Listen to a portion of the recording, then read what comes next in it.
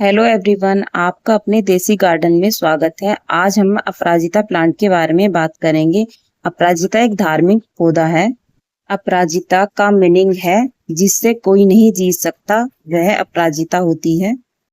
अब हम इसकी कुछ बेसिक इंफॉर्मेशन के बारे में बात करेंगे। इस पौधे को घर में लगाना शुभ माना जाता है। कहते हैं ये स्वर्ग से आया हुआ पौधा है। इसे अनेक नामों से जाना जाता है, जैसे इसे नीलकंठ या विष्णुकांता भी कहते हैं। इसके फूलों का आकार गाय के कान की तरह होता है, इसलिए इसे गौकर्णी भी कहा जाता है। यह 3-4 कलर्स में आता है, जैसे व्हाइट, ब्लू, पिंक। इसमें सिंगुलर पेटल और डबल पेटल की वैरायटी भी होती है। अब बात करते हैं कि आपको यह मिलेगा कैसे। सबसे पहले यह आपको नर्सरी में इजीली मिल जाएगा। किसी भी नर्सरी में आपको आसानी से यह मिल जाएगा। सेकंड, आप इसे सीड द्वारा भी ग्रो कर सकते हैं। सीड सीड पॉट्स तो इस पर काफी बनते हैं, क्योंकि फूल ही सीड्स पॉट में कन्वर्ट हो जाते हैं। इसके सीड्स आप मार्च में या फिर अगस्त में लगा सकते हैं। थर्ड है कटिंग से ग्रो करने का। अगर आप बिगिनर हैं तो आप कटिंग से ग्रो ना करके सीड से ही ग्रो कीजिए, या फिर सबसे बेस्ट नर्सरी से ले आइए। अब बात करते हैं इसके सीजन्स या टेम्परेचर के बारे में। यह एक टिपिकल समर प्लांट है। आप इसे 15 डिग्री सेल्सियस से 35 डिग्री टेम्परेचर के बीच में यह पौधा आराम से ग्रो कर सकते हैं। यह टेम्परेचर इस प्लांट्स के लिए बेस्ट टेम्परेचर है। यह सर्दी के मौसम में डोरमेंसी में चला जाता है। सर्दी में इसे सेमी शेड में रखना ही बेहतर माना जाता है। यह सर्दी में फ्लावरिंग भी कम करता है। इस प्लांट को सपोर्ट चाहिए, क्योंकि यह एक क्रीपर्स प्लांट है, तो जो क्रीपर्स है उसे सपोर्ट की आवश्यकता होती है। क्योंकि कोई भी बेल वाला प्लांट है तो उसे सपोर्ट की आवश्यकता जरूर होती है। तो आप कोशिश करिए कि इसे ऐसी जगह पर लगाएं जिस पर स्टैंड्स वगैरह हो, या फिर हम किसी लकड़ी की हेल्प से इसे सपोर्ट दे सकें।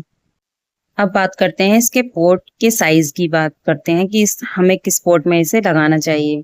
12 से 18 इंच का पॉट आप इस प्लांट के लिए ले सकते हैं।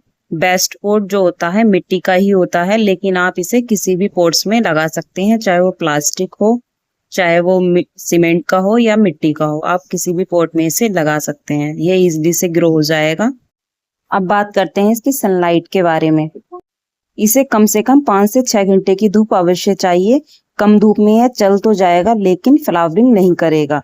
यह फ्लावर अच्छे से तभी देगा जब आप इसे धूप में रखेंगे। कम से कम 5 से 6 घंटे की धूप में रखना होगा। अब बात करते हैं इसकी पिंचिंग के बारे में या कटाई छटाई के बारे में।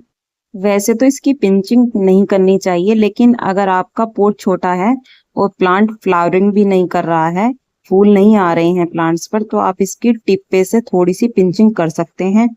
इससे प्लांट बुशी भी, घना और बुशी भी हो जाएगा और ज्यादा फूल देने लगेगा। जब सर्दी के बाद बसंत ऋतु आती है तो इसकी एक बार हार्ड प्रूनिंग आप कर सकते हैं। सूखी पत्तियों को हटा सकते हैं, और ज्यादा फूल पाने के लिए हम इस पे जो इसके सीड पॉट्स बनते हैं उन फलियों को हमें हटा देना चाहिए। नहीं तो हम डेली रूटीन में इन फ्लावर्स को भी हटा सकते हैं और यूज कर सकते हैं। फूलों को हटाने से सीड पॉट्स बनेंगे नहीं और ज्यादा से ज्यादा फ्लावर आएंगे हमारे प्लांट्स पर। अगर हमें बीज बनाना है तो हम 1-2 फलियां रख सकते हैं प्लांट्स पर, और उन्हें जब तक वो ब्राउन ना हो जाए उन्हें सूखने देना है। उसके बाद हम उसे तोड़ लेना है। याद रखें, जब सीड पॉट्स ब्राउन हो जाएं तभी आप उन्हें तोड़ें। अब बात करते हैं कि मेडिसिन में इसका क्या यूज है। इस प्लांट के सारे पार्ट्स मेडिसिन में यूज किए जाते हैं। इसके फूलों से ब्लू टी बनती है।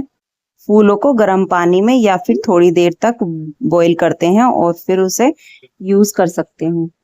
इसकी ब्लू टी जो होती है वो एंटीऑक्सीडेंट का काम करती है।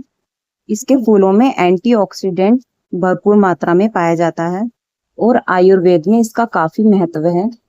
इसकी जड़ों को भी यूज किया जाता है, और इसके जो सीड पॉट्स होते हैं, बीज, उन्हें भी यूज किया जाता है। अगर हम इसकी सॉइल की बात करें तो इसे वेल ड्रेनिंग सॉइल इसकी बनाइए आप, जिसमें पानी खड़ा ना रहे। इसकी मिट्टी में थोड़ी गोबर की खाद, थोड़ी सैंड जरूर मिलाइए। इसे पानी तभी दें जब इसकी मिट्टी सूख गई हो। ओवर वाटरिंग ना करें। तो आप भी इस प्लांट को अपने गार्डन में जरूर से लगाइए। वीडियो अच्छी लगती हो तो प्लीज लाइक शेयर जरूर कीजिए। देसी गार्डन के चैनल को सब्सक्राइब कीजिए। मिलते हैं ऐसे ही नेक्स्ट वीडियो में। अपना खूब सारा ध्यान रखिए। Thank you for watching. Happy garden.